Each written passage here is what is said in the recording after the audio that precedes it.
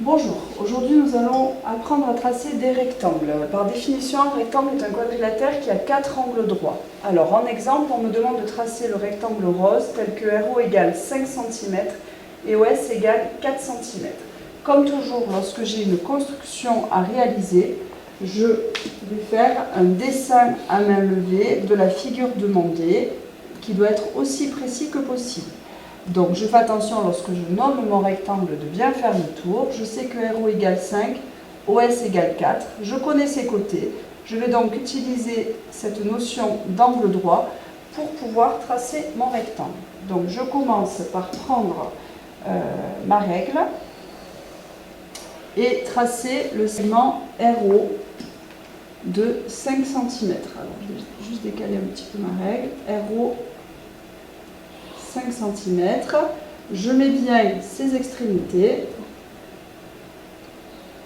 et maintenant je vais prendre mon équerre pour faire mes angles droits. Alors au passage, je vais peut-être vous le montrer pour le deuxième, on peut prendre pour faire un angle droit l'équerre, mais vous avez aussi appris à utiliser votre rapporteur. Donc on va faire peut-être la première avec l'équerre. Voilà, le premier côté est tracé. J'ai donc utilisé l'équerre pour faire cet angle droit et je vais vous montrer qu'on peut très bien utiliser pour le deuxième sommet, mais ce n'est pas une obligation. Si on est plus à l'aise avec l'équerre, on peut utiliser son équerre. Donc pour le deuxième sommet, je vais utiliser le rapporteur. Alors la règle me gêne un petit peu, je vais essayer d'enlever. Donc le rapporteur, ici, 90 degrés, je fais ma marque dans le sens du rapporteur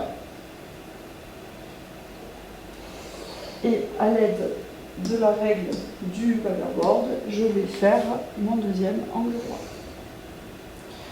Ceci étant réalisé, je peux maintenant m'occuper de trouver S et E. Pour cela, je vais utiliser le compas que je vais positionner sur ma règle pour prendre la longueur de 4 cm.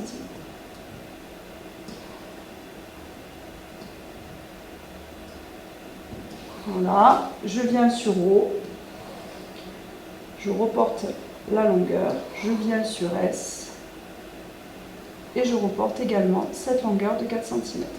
Ce côté est égal à la même longueur que ce côté. Et je finis enfin mon rectangle.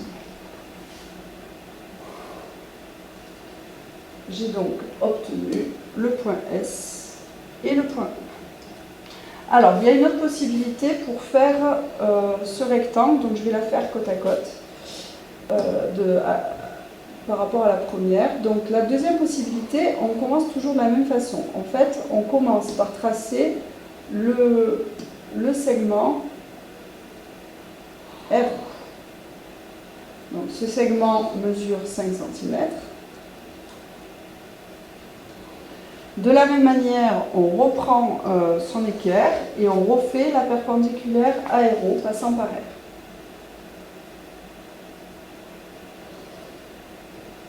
Voilà.